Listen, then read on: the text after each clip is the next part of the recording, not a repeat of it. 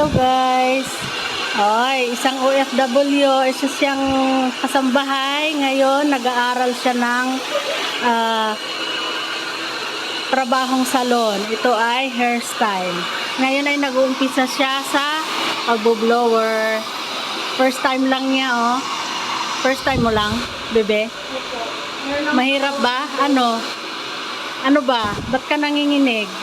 Anong experience mo? Natatakot.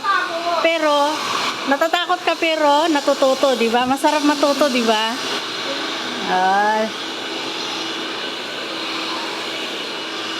Pabutihin mo lang. Mababa na, ba? Oh, sige, i-ano mo. Kahit oo, sige. Huwag mo munang i-fold kung basa pa.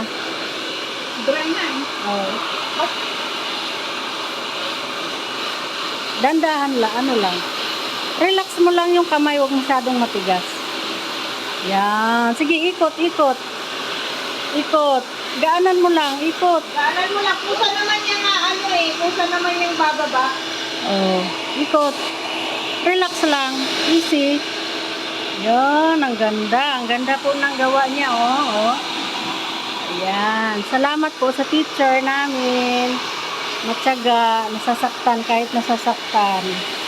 Importante, may natutunan, may natutulungang mag-aral, di ba? Okay na, oo, very good. Makikita mo naman pag makislap na. Oh, pag makintab na ganyan, no?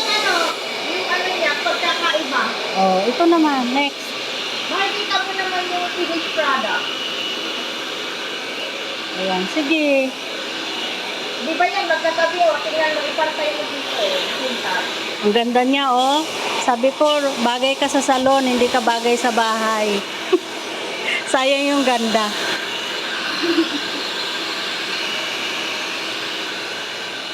Para maiba naman. Para hindi siya maboring sa bahay. Maiba naman ang trabaho. Yan, very good. Very good. Sali naman ako. Masakit ba, miss? Hindi. Madam,